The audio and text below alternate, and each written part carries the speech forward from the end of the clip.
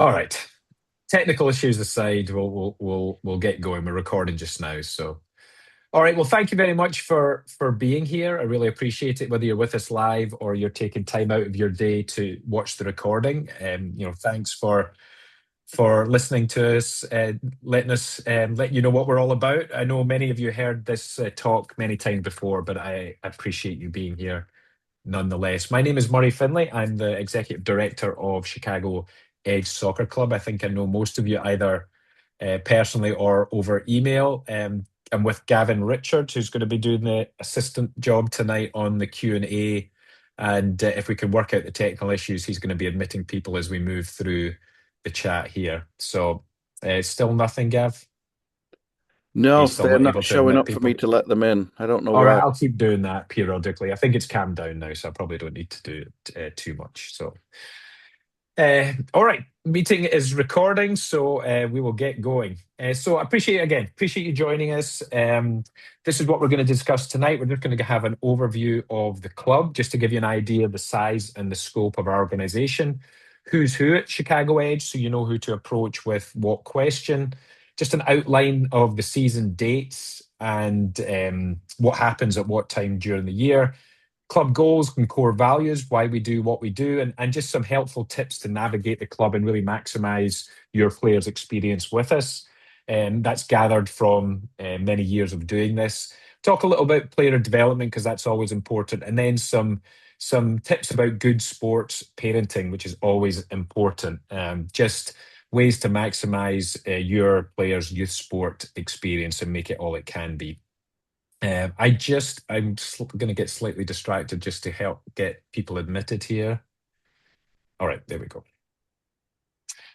All right, sometimes it's difficult to imagine or difficult to understand how big our organization is because your experience is with your players' team, and we practice in disparate fields, and you often don't get the idea that we are lots of different teams in the same organization. So we currently have 48 teams. We generally fluctuate between 45 and 51. Size is not necessarily a metric that we gauge success on, primarily because once you get to 50 teams or so, it becomes slightly unmanageable just in terms of the resources we have in the community. The fields primarily. So we have the ideal number is probably around 45 to 48. So we're at the top of that range at the moment. We have about 650 travel players. This time last year, we were on about 620, so we're up about 5% or so. And outside of those travel players, we have about 700 players that come through our community programs, either in the summer or the winter. And we have approximately 200, 250 juniors players that come through our programs through the Park Districts, River Forest Park District, and Park District Oak Park. I'm sure many of your players joined our club from those programs. So we are a very large program. We're one of the biggest in Chicagoland. There are some organizations who have multiple locations, but for a one location club, we are probably one of the biggest. Now, we've been around since 2012. Myself and Gavin merged two clubs that we ran. Gavin ran the River Forest Rapids, based in River Forest, and I ran the Oak Park River Forest Strikers. And we merged in 2012. We found that competing for the same resources was getting quite tiresome. So it's testament to how well the merger's gone that most people in the community don't really know those two clubs anymore. So it's been really good that we've been able to just join forces and make it a good experience for everyone. Gavin, are you able to monitor the chat, by the way? Yeah, I'm keeping an eye on that. Yeah. Okay, perfect. So before I go any further, just if you do have a question that's related to something I'm talking about, just stick it in the chat. Gav will read it out to me and I'll answer your question.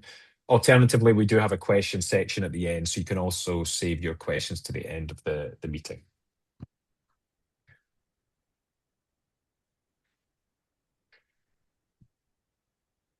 Right. So who's who at Chicago Edge? We are a 501c3 nonprofit organization. So we are answerable to a parent board of directors. Our current president is Eric Cockrell, and many of you may know him. We have Todd Zati on the board. We have Tim Rosado. We've recently had a few people rotate off, so we have a few spots open if you're interested in volunteering your time. It's very low commitment. We have 4 or 5 meetings a year. The board helps out with special projects, the kickoff event, fire outing, that kind of thing throughout the year. But it is a great organisation to be involved in. On a day-to-day basis, the club is pretty much ran by myself and Gavin. We talk several times a day as executive director and Gavin is director of operations. Thomas Schaller is our club administrator. You probably know him from emails. He works remotely. He lives in Indianapolis, so you may or may not meet him, but he's very good on the technical side of things, and he does the registration and finances. So he's the person to go to if you have a question about those things. We have a finance manager who's also remote. You will likely never meet her. As a 501c3, we have to have an annual audit, and she basically oversees that, which is quite a time-consuming operation, as you imagine, and she does payroll and various other things. We've had a slight reshuffle in terms of our other board of directors at Chicago Edge. Felipe, who many of you know, has been a great addition to our program. He's been our director of director of goalkeeping for the last year. He's signed on for another 2 years. He really brings a lot of energy and a lot of knowledge to our program. So if you have a young goalkeeper, they will probably know Felipe. Caesar's had a promotion. He's a well-known face in our club. He's been with us, I think, since the beginning, possibly just after 11, 12, 13 years now.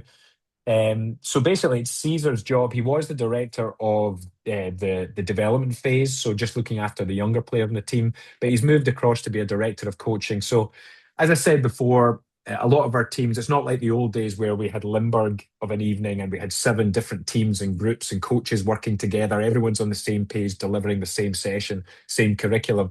When you're in disparate number of fields, Keystone, Taylor, Priory, it's quite difficult to have a consistent curriculum implemented, a consistent product, if you like. So it's basically Caesar's job to make sure that there's consistency of the curriculum across all the coaches and sessions and age groups and levels. He's there to mentor the young coaches. We have a nice range of younger coaches and older coaches, experienced coaches. So it's Caesar's job to mentor the younger coaches and also to oversee our player evaluation process as well. So he's going to be more involved in that kind of thing going forward, which we're very excited about. We've brought on board Tim Dean. He's new to the club. He's going to be in charge of our college advisory program. I'll talk a little bit about that later. It was Albert Martin. Tim's a very experienced man in that field. He's the head coach at Elmhurst University. So we're very excited to have him on board to mentor and guide our older players if they have the inclination to play in college. And we also brought in Caitlin Richard, who joined us just in the middle of spring. She finished her professional career playing in Australia. So she's joining us as Director of Community Programs. So I'm sure some of your players have met her this summer because she's been heading up our summer camp program. So really excited about our management team there. You know, less excited about me and Gavin. We've been there since the day one, but certainly Felipe, Caesar, Tim, and Caitlin. It's a really strong leadership group. So I'm really excited about the year ahead. So here's our coaches. You probably recognize a few faces there. This is a slightly old picture. Enzo there left us in the middle of spring. So we have Marcelo, who's joining us. He's a Brazilian coach from Coach Felipe's stable. A very good technical coach, as Brazilian coaches often are. And we're also joined this year by Sam Billick, who's a former player. He just graduated from playing at University of Wisconsin-Whitewater. So we're really excited, especially to get former players back to coach.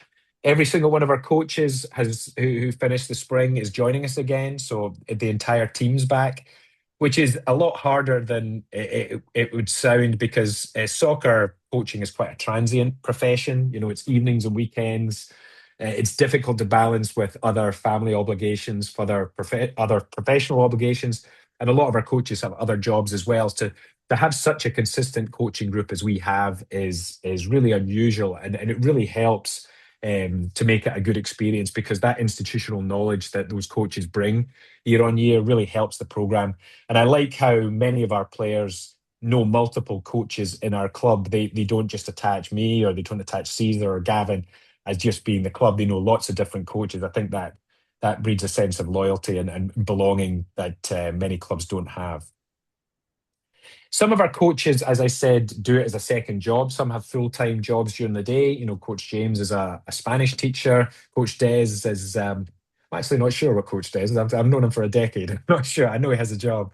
And Aidan has a job as well. So it's worth finding out a little bit about your coach just to know, if nothing else, just to find out his preferred or their preferred, his or her preferred mode of communication. Obviously, if you send an email to a coach who works during the day as a second job, you're probably not getting a reply till later that evening or the weekend. If you send an email, for example, to somebody whose full-time job it is, like Coach Rob, Coach Mark, myself, Gavin, Caesar, you're probably going to get a reply pretty quickly. So it's worth finding out early if you have a new coach. Many of you are getting the same coach as last year, but just finding out what if they have a second job or are doing this full time. So this is our season calendar. Feel free to take a screenshot. It is up on the website. It's a little different this year because of the school return dates, which are a little bit all over the place. Our fall kickoff event and 3v3 tournament is a week on Saturday. I've just been doing the grouping for that. So it looks like we've got a bumper registration of teams. I'll have about 200, 250, probably a lot more parents and players out there at Limburg a week on Saturday. Always a great event. I highly encourage you to come on out, even if your player isn't playing in the tournament. There's still lots to do. We've got activities, challenges, soccer games. We've got a ice cream truck, taco truck. We've got a photographer out there taking headshots and candid shots. So it's always a lot of fun. We're keeping our fingers crossed that the weather cooperates. It's a little bit temperamental at the moment. Tomorrow we finish it's our last day of our summer camp program, and on Monday we're straight into it. It's our fall season. So usually we have a 10-week, we have a preseason team training camp and then a 10-week fall season. Next week, sorry, we're not going to do a team training camp. As you know, we're doing an extra week of fall season practice, just so it's open to everyone, because some schools go back next week, some are the following week, just to make sure everyone has the opportunity to get some training in. We just made the fall season evening schedule an extra week, so it worked out best for everyone. The winter season for the U17, U12 age groups will start January 4th to March 19th this season.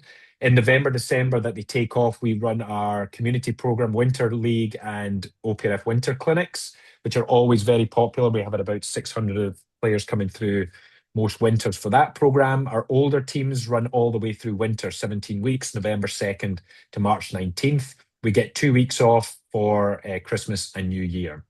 The spring season kind of replicates the fall a little bit in as much as it's 10 weeks, 2 practices per week for most teams, games at weekends for most teams. The high school girls and high school boys seasons are slightly different because they're offset by their high school seasons. For example, the boys, I think, are going through tryouts this week. So they are not playing club. Once the high school season is over, they'll join us for the winter season on November 2nd. The high school girls are currently playing club and they'll go all the way through to February 13th. At that point, they'll go to their high schools to try out for their high school teams. So slightly offset. So there's never a time where they have to pick and choose between high school and club because the seasons are offset. So I just wanted to talk a little bit about our community programs. Many of your players came through these programs, so you probably are quite familiar with them. These are programs that are open to both Edge players and non-Edge players. Our OPRF Community League and Winter Skill Clinics that run at Chicago Soccer in November, December are always very popular. They sell out. It's a great way for new players to come into the club and get to experience it. It's a great way for our players to play with friends who may not play with the club. They form teams with their neighbours, their buddies, whoever, and play in a fun pickup league. We also have a futsal program, which is not technically a community program because it's for Edge players only currently. Felipe runs that, and we'll have that again. It's at Intentional Sports in North Austin, the state-of-the-art indoor facility. We launched it last winter. It was very popular. It went really well. So we're hoping to grow that for this winter. And that's currently only open to Edge players. We may expand it depending on how many spots are available, but currently only open to Edge players. We'll have registration up in early winter. And our summer camp program that many of you know about will run next year from June 7th to August 20th for 9 weeks. That's probably the most fun program to run, the summer camps. I just have a lot of fun at those. So goals of the club. Why do we do what we do. So basically, our goal is to have develop a love for the game in our players so they can use soccer as part of an active and healthy lifestyle into adulthood. We want them to use soccer beyond the time they spend with our club. Some of my favorite experiences, but the best part of this job is speaking to ex-players who come back and they're still playing. They're fully functioning adults with families of their own, many of them. And my first question is always, are you still playing? And so many of them are. Obviously, having a family and having a job can get in the way of that. But so many of our ex-players still play pickup soccer at the Chicago Fire pitch or whatever city they may live in. And that tells me we did something right because they still love the game so much and they have the skill set to be able to do that. And many of them have used that skill set. When you get moved after college to a city you may not know, but you have a skill set that allows you to go and play pickup soccer to create a network of friends and give you some grounding in something that you enjoy and are familiar with. Youth sports participation in general and youth soccer specifically, there's lots of development benefits beyond the physical, the social emotional benefits. And the longer you participate in youth sports, the more those benefits are. So we're just trying to maximize those holistic benefits. Not only creating good soccer players, but hopefully creating good humans as well. There's many, I could give you stats about just the percentage of players, youth travel players that go on to play college and they go on to play professional. As you might imagine, it's very, very small numbers. It's about 5 to 8% of youth travel players play in college. I would say, on our experience, that's about right. But it's less than 1% of youth travel players go on to play professional. We have a few ex-players playing professionally, but if you think of how many players have come through the club in the last 14 years, it's thousands, and we probably have two or three professionals currently playing. So if they're not going on to play professionally or they're not going to play in college, we have to really focus on those other holistic benefits that that participation in our club can really develop. The vast majority of youth players play for fun. That's backed by lots of research out there. And a lot of parents, not so much anymore, but back in the day, a lot of parents used to kind of think, well, if I want fun, I'll just send them to AYSO. They're here to develop. And developing is important, but fun and development are not mutually exclusive. If there's no point developing a good soccer player if they're not having fun, because they're not going to play for very long. We could create the greatest player as a 14-year-old, but it doesn't really matter if they're going to give up at 15. So we really need the players to associate playing soccer with fun. So not only will they have the motivation to go to our organized practices, but they have the intrinsic motivation to practice by themselves, which is obviously the key to development. Our mission statement is on the website, but I just wanted to point out our three pillars there that are all over our website and our emails: community, character, and commitment. So the Oak Park River Forest community is a travel soccer experience that promotes character, building an environment of good sportsmanship. Professionally trained coaches help committed players develop excellence in individual and team soccer skills. So it kind of speaks to the holistic part of what we're trying to do here. Our core values, again, they're on the website, so I don't want to read them to go through them in too much detail, but I just wanted to point out one of them. The second one there is we value the community involvement of our players and families. Chicago Edge will always support the well-rounded development of our players and are proud to support our local community. As you may know, Oak Park River Forest is quite a landlocked community with limited resources, and we know our families, our players are generally part of lots of different organizations in the community. They're probably doing lots of different activities. And we understand that not only do we share players with other organizations, but on an organizational level, an administrative level, we share resources in the community with other organizations. So we have to work with them to make sure everyone is getting their fair share of fields and other resources. But we also have to work with them because we have the same players. Our coaches understand, as much as they would like to get every single player there at every single practice, we understand that not every player can make every practice because they may have baseball, basketball, hockey, whatever it may be. So we have a flexible practice schedule that allows healthy participation in multiple activities because we realize that is an important thing for development. We'll talk a little bit, when I talk about development, I'll talk about how soccer development specifically, but as a holistic development, it's important to have lots of different interests and activities. So one of our programs we developed over the last 3 or 4 years is our Strong Bodies, Strong Minds and Strong Futures Learning series for our female and non-binary players. And it's one of the programs I'm most proud of in the club. It's run by Renee Vi, who's one of our former um, coaches, really great person and a great mentor to our young female players. So we basically started this as a function of a decreasing the participation rate of female players. And this is not just exclusive to us, this is nationally.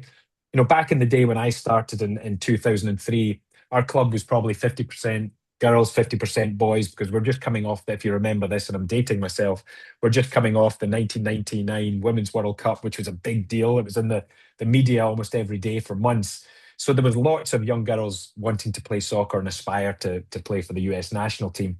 And as we've drifted further away from the early 2000s, girls' participation, primarily, I think, because there's lots more for them to do, especially in the last few years with flag football. Hockey's really developed in our community, that our female participation is really dropping. So, as a function of that, we really wanted to make our club an environment that they feel comfortable in, and it's welcoming as possible for our female participants, not only so they feel comfortable and want to play long term, but also so they can encourage their friends to join and maybe play soccer as well. So look out for those activities.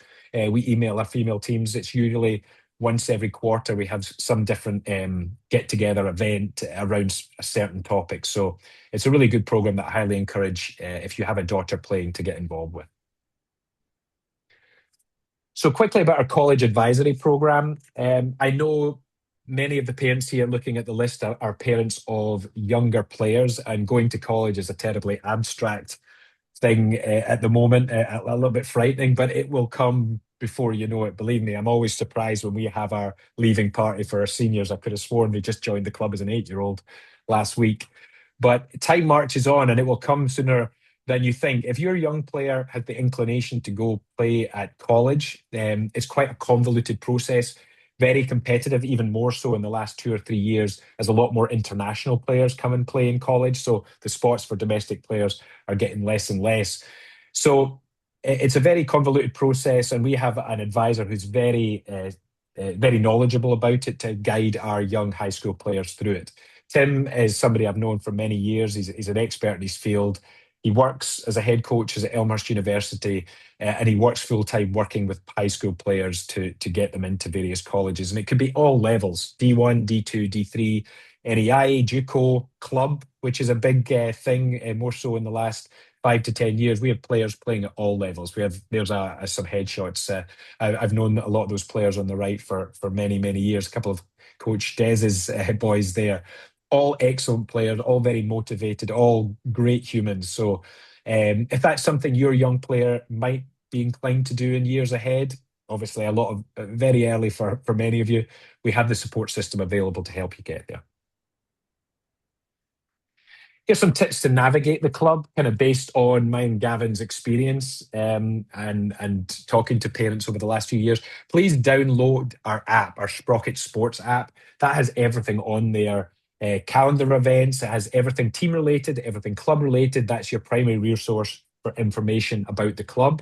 Gavin knows the app much better than I do. So Gavin, jump in if you've got any other tips here. The website, Instagram and Facebook, it's more about general pictures, general information. It's not necessarily about day-to-day information and news. That's all going to be put in our team pages on the Sprocket Sports app. It's very comprehensive for disseminating information. And as part of that, please RSVP to your coach about attendance. This is very important. Obviously, I talked about many of our players doing lots of different activities, which is fine.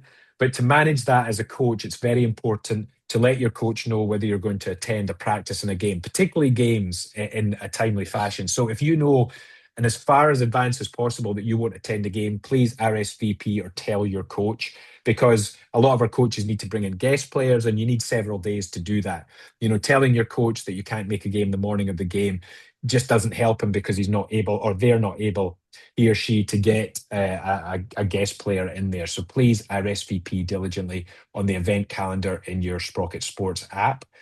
I would also just add to that, Murray. If you're changing or updating your attendance, particularly for a game, and it's within the last, 24 to 48 hours before the game, I highly recommend that you text or email your coach as well as, because not all coaches are constantly looking at the RSVPs on their app. So you might think they're going to see it just because you changed it, but they don't actually get an update. So it's only if they look. So we highly encourage, and we understand some things come up, but when you change it on the app that close to a game, particularly within the 48 hours, I highly recommend a text or an email to back it up so that they've seen it and can start working on players. Sorry. Good point, Gav. So look out for email notifications for cancelled practices. We generally know field closures by 2 p.m. We kind of harass our park districts to get decisions earlier because we understand that families appreciate that. But sometimes they don't give us a decision before 2 p.m. There are lots of very nice fields in Oak Park and River Forest along Lake Street and Division, lots of very nice turf fields that we don't get access to.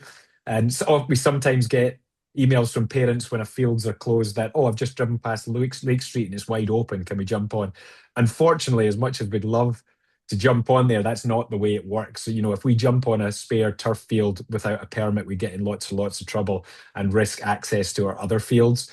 So again, it's going back to, working with other organizations on the limited resources within the community. There's various reasons why we're quite low down the food chain in terms of getting access to those turf fields. We would love to have them each night, but the reality is that we only really get them for games. We do use Forest Park in the fall. We use Reese Park up in Galewood, which really help.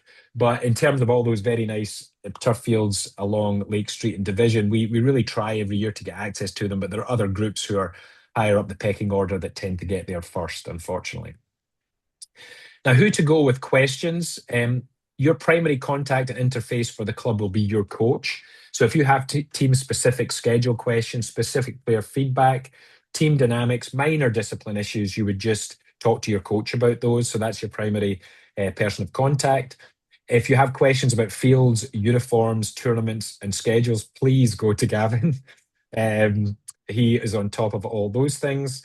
Registration payments, as I said earlier, that would be Thomas. He is, again, he works remotely, but he's on his computer all day and he's very, very good at what he does. So any issues with payment processing, registrations, Thomas can help you out there, anything to do with the website.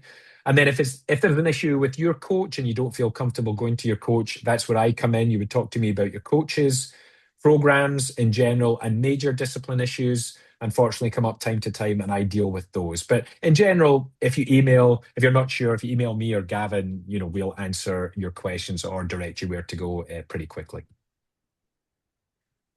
So how to develop players? I always like to take time out about talk about development. I talked a little bit about it earlier, but how do we develop young soccer players? So the key is, and this isn't rocket science, maximizing meaningful contact with the ball.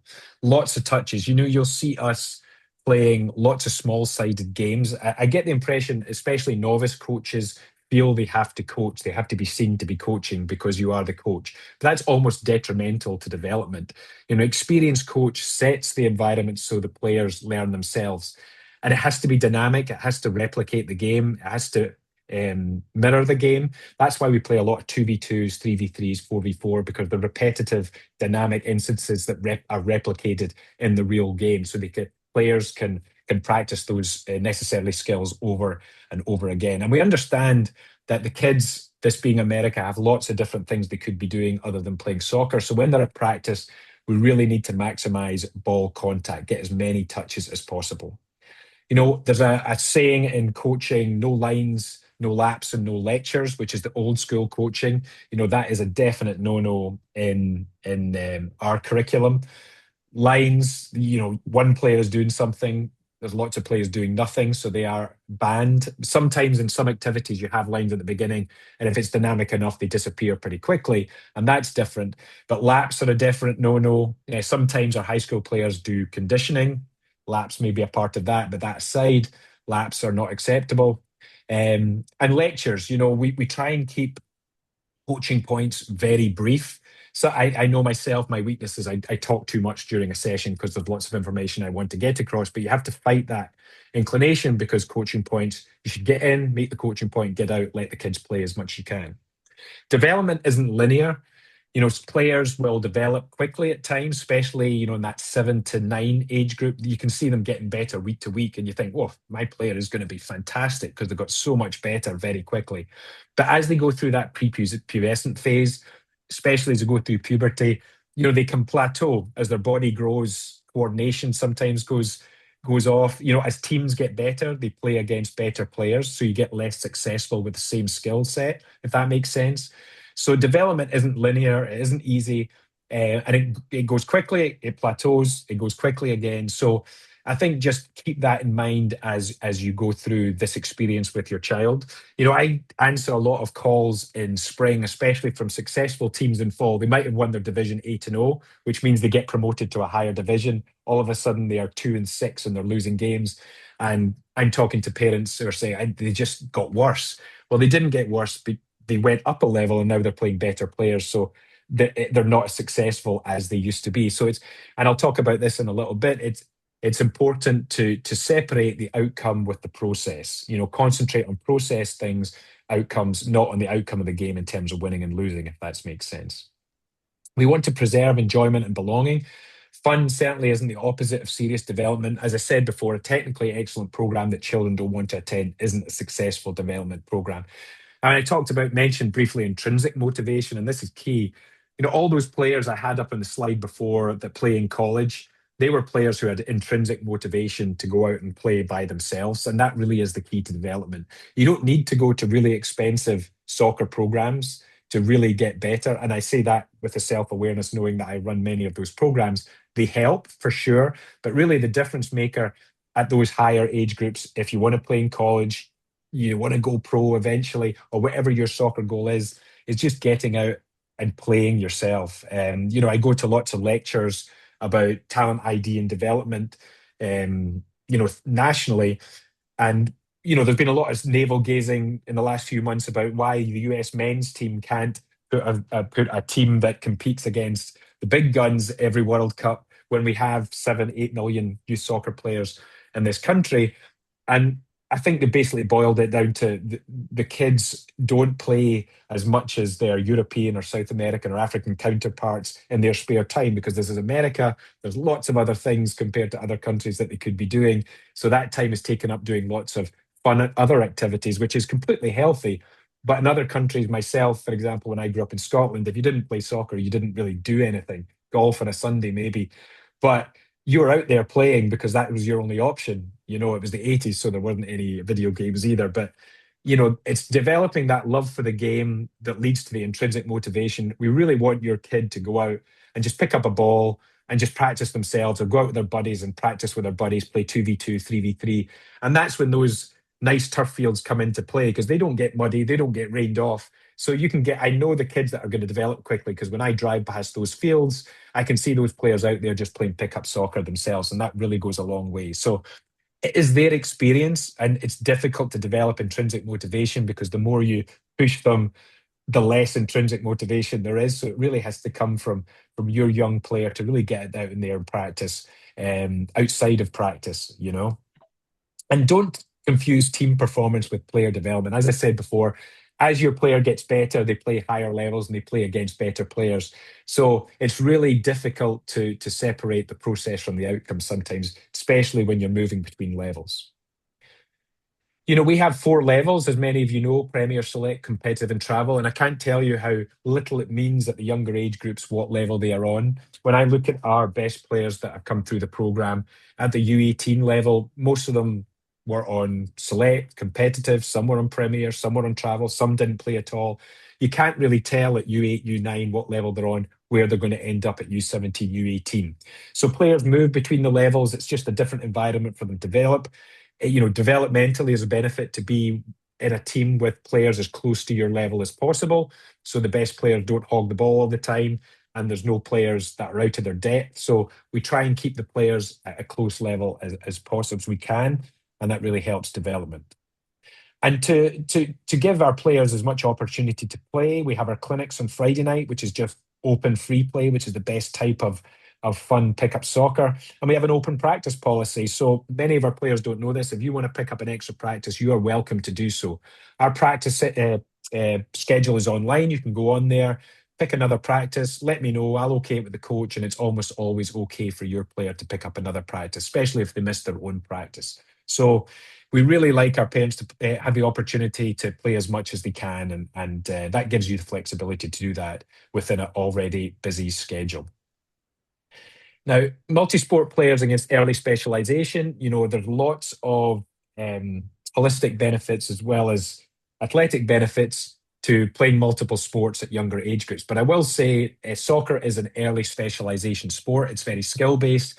So you really need to play quite a lot between the ages Thank of you. 6 and 10 to develop the necessarily basic skills to be a good player in later years. If you don't play a lot between, Yeah. if you could, Rachel, if you could mute yourself, that'd be great. Yeah, no. So if you don't play much between I 6 wish and 10, I could have gotten you on these if we were on excuse me. full.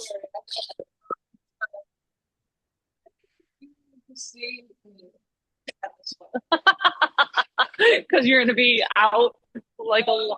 Oh. Can you? All right, there we go. All right. Sorry about that. So it's important to play. We call it the golden years of learning between 6 and 10, where getting repetitive touches on the ball really makes a difference to the ceiling that you can achieve and your potential as an older player. Again, it's great to play multiple sports, give you a great athletic foundation, but there does need to be quite a lot of early soccer touches to really make sure that ceiling is quite high at older ages, because it is such a skill-based sport.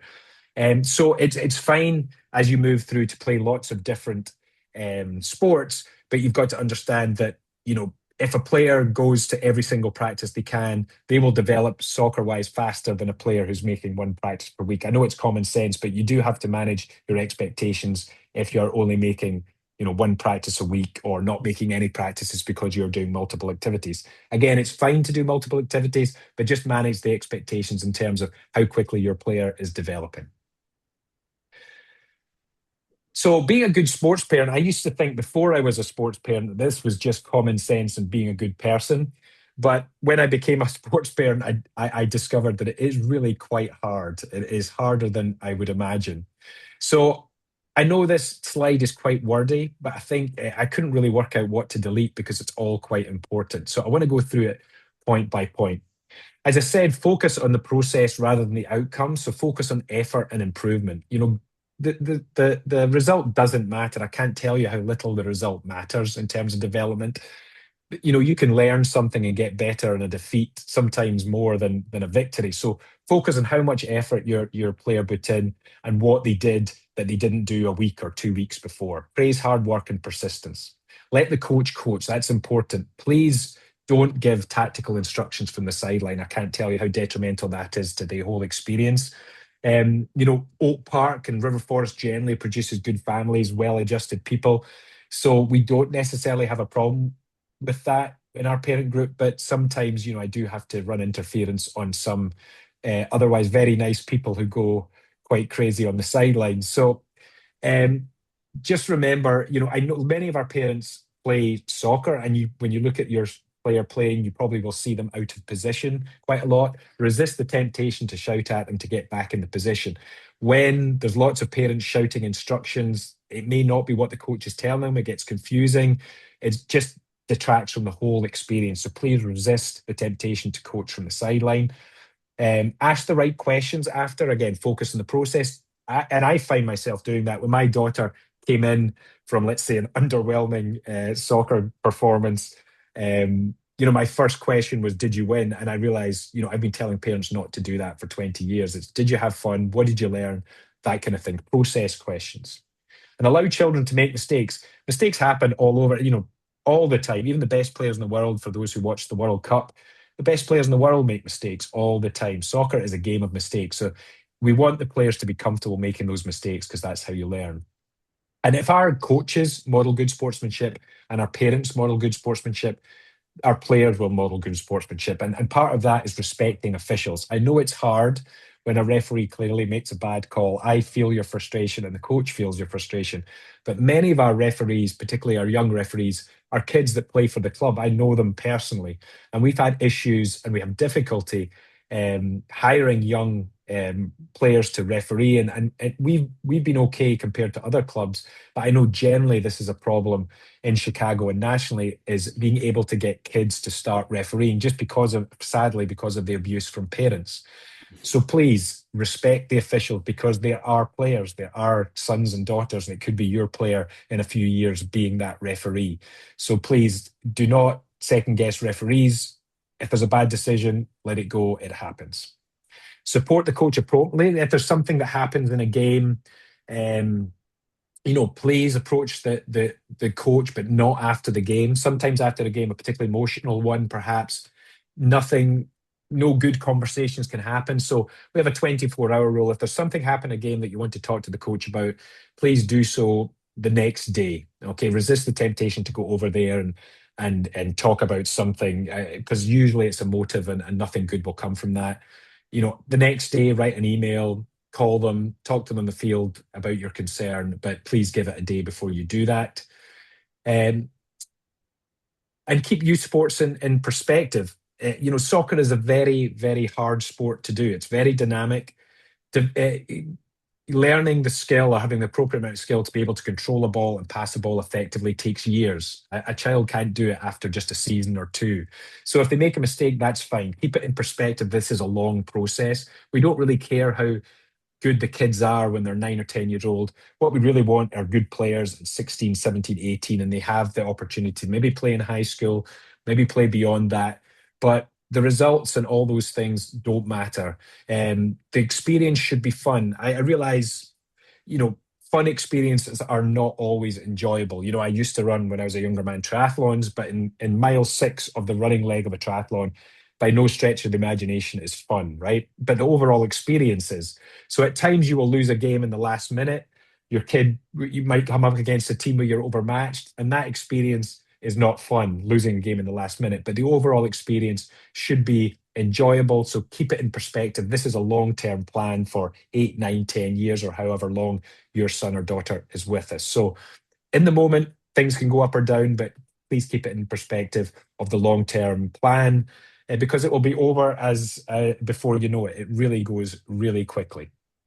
And encourage independence. And this goes mainly out to the kids who are getting into that high school age. We really encourage the main communication from the player to the coach to be through the child. As they get older, we want them to encourage them to communicate with the coaches themselves and take ownership of their experience, because it is their experience after all. So we want them to take ownership of that.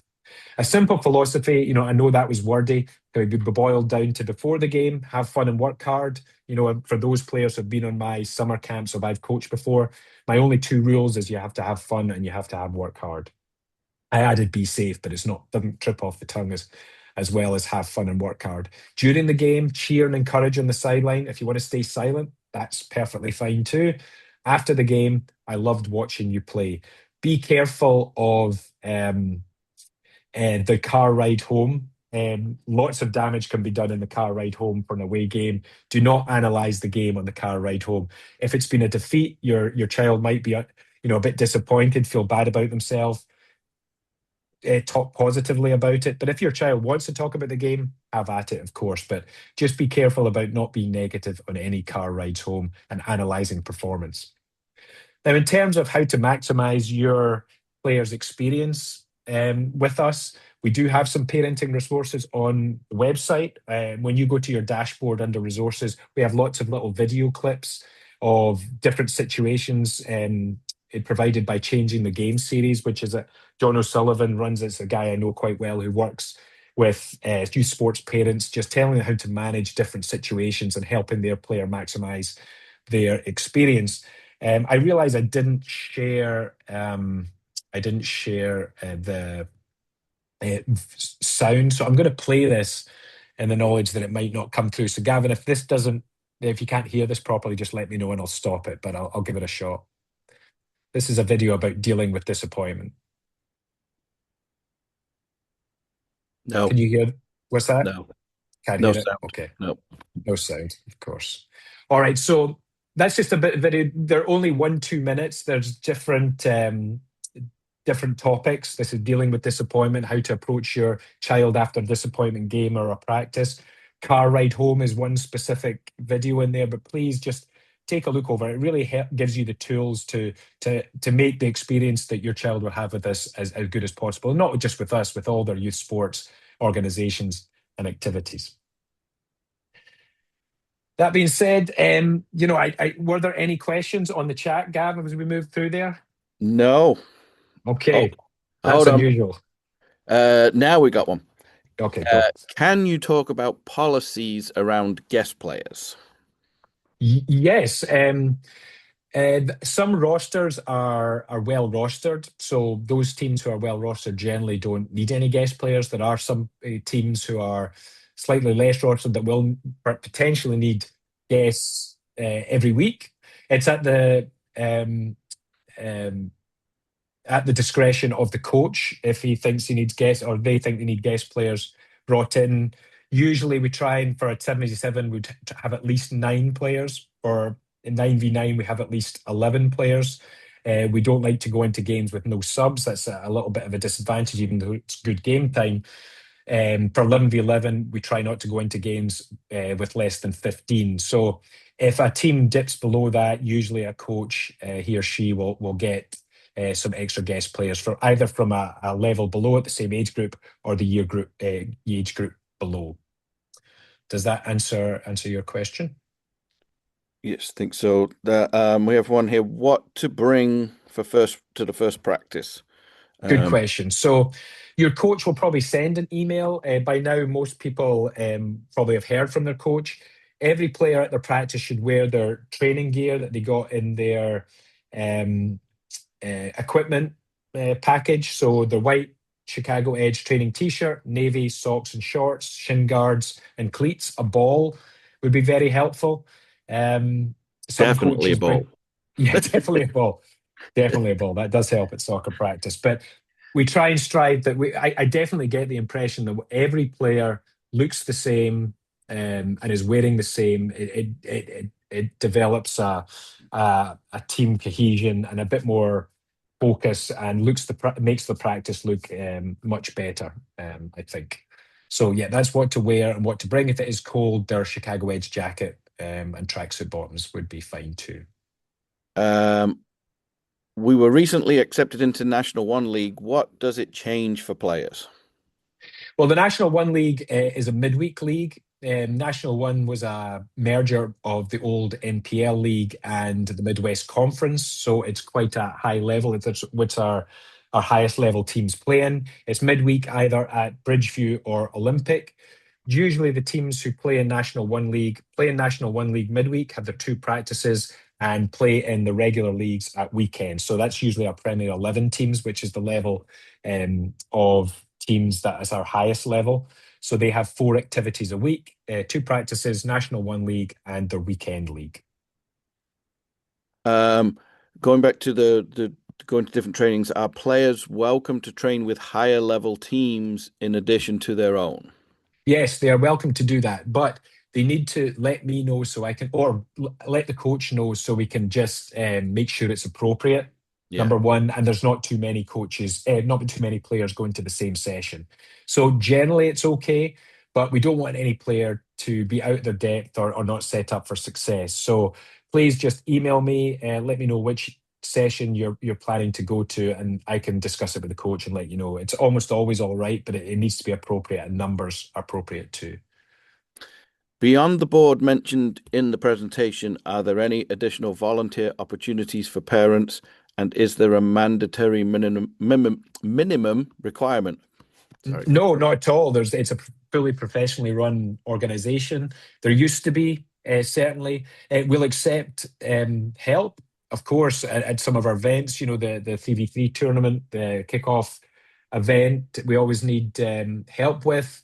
But other than that, no, there's not that many opportunities. Just spreading the word in the community is the best help we can get. Really, if you've had a good experience with your player, telling others about it is really the best help we can get. But because we're a professionally run organization, and we don't have a physical location and we don't have many events other than the kickoff event, there's not many volunteer positions left. But you're welcome to help with, for example, our Chicago Fire outing, our Chicago Stars outing, and anything else that pops up during the year. I can answer. When will we get game schedules?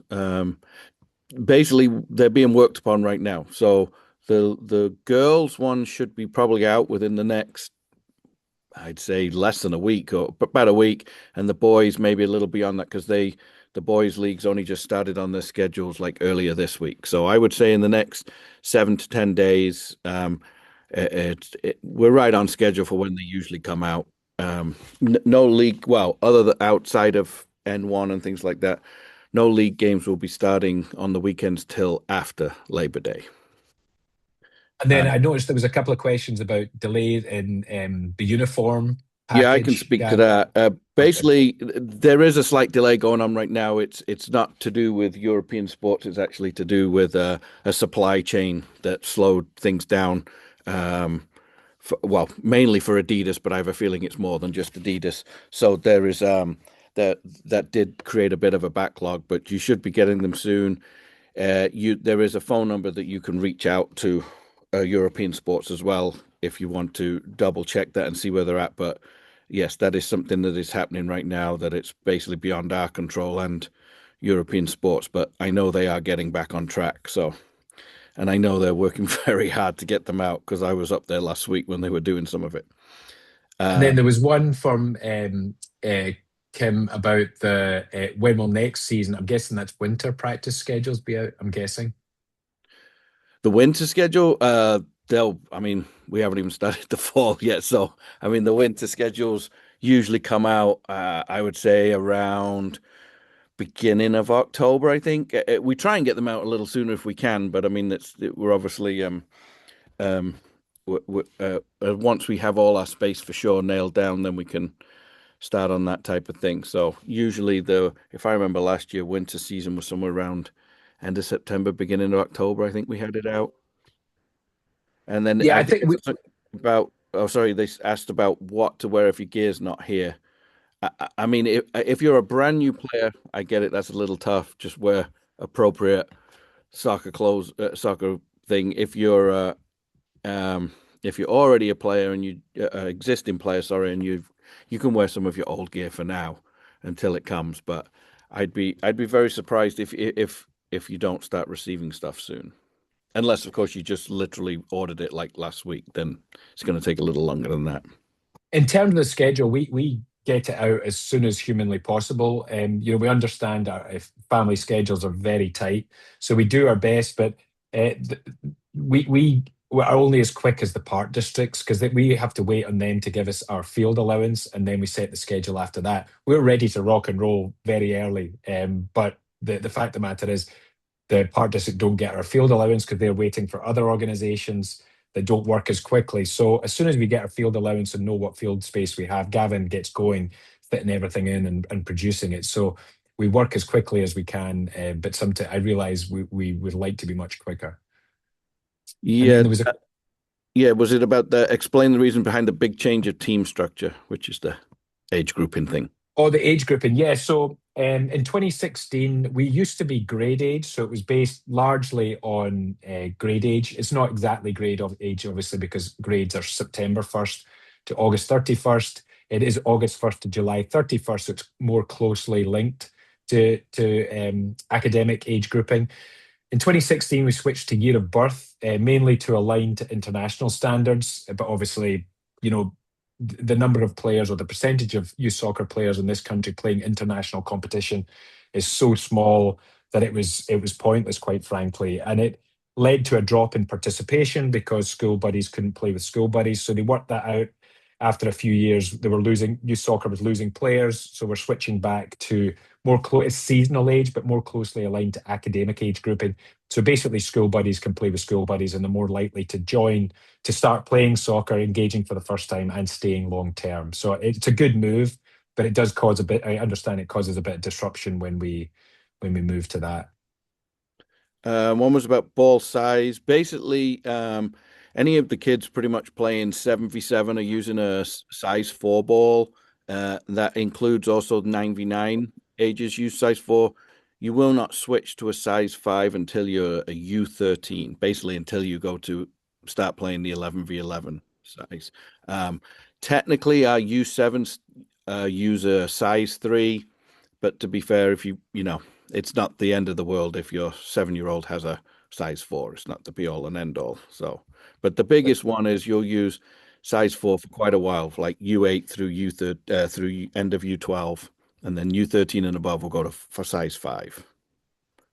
And then there's quite a few questions there just about the game schedule. It's the first week is the weekend after Labor Day weekend. Yes. And the National League, the midweek league schedules have just come out. We've asked for a few changes, but we'll probably start uploading that very, very shortly. Yeah, the Schaumburg Soccer Fest one, I think I just saw an email pop into my box as we were on this meeting that the preliminary schedule has only just come to us. So we hopefully will get that out onto our team pages in the next couple of days once it's confirmed. And then there's one about where winter practices are held. So we basically rent Chicago Soccer on 23rd and North Avenue, 6 small fields. We rent it Monday through Thursday for our U7 to U13 or U14 practices and activities, and use Intentional Sports, which is a state-of-the-art indoor facility in North Austin for our older teams. So we're split between 2 facilities. And the winter practices the winter season is part of the program and part of the fee that you've already paid. There were some questions about when games are on the weekend.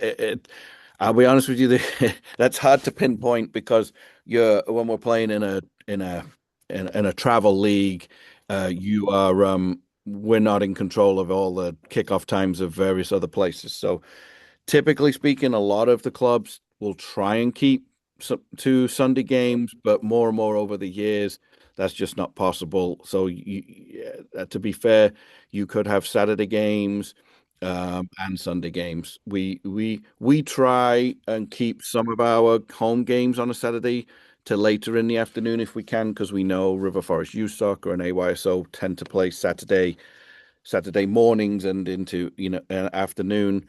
But to be fair, you should expect to have both Saturday and Sunday games, and so unfortunately I can't. There's not too much to we can change about that.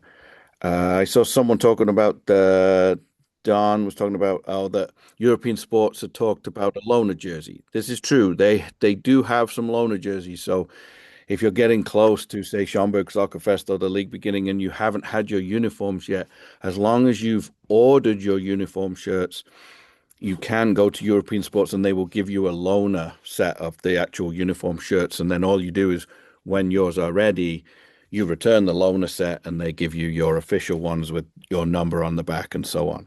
So yes, that is something they do offer for sure.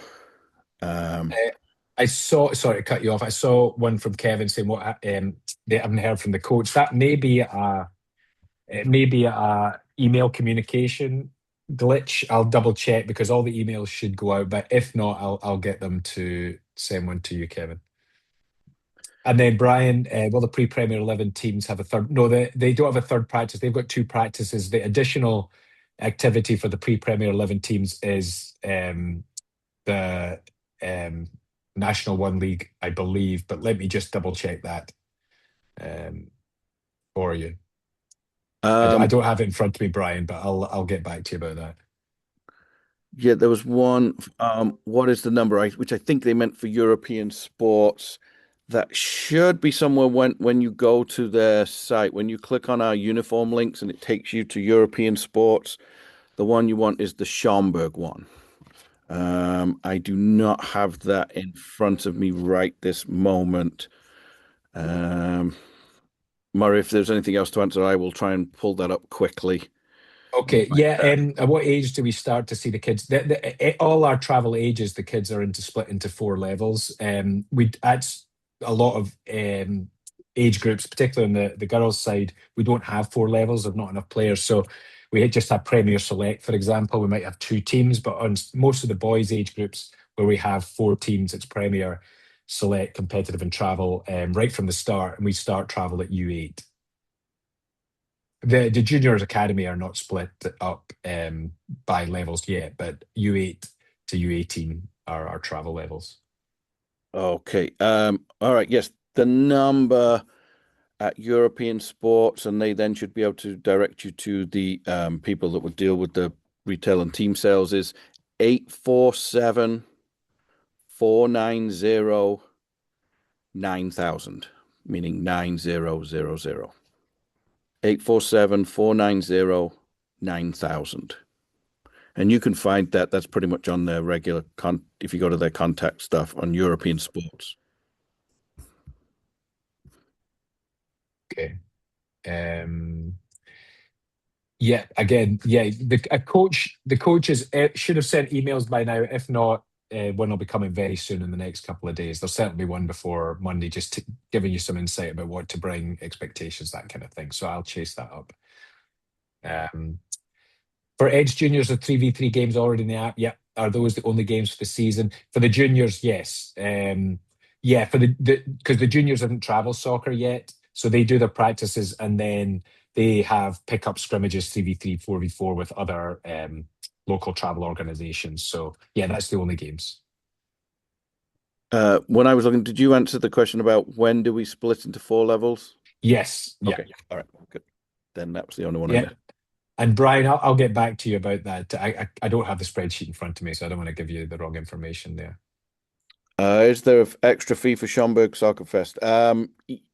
Yes, in the main part, and the only teams that have local tournaments already into their fee are the Premier 11 teams. So yes, that was all in the original email that went out when asking about the So a lot of it was Schaumburg Soccer Fest. Also, some of our teams are playing on Labor Day weekend instead of that at Celtic Cup.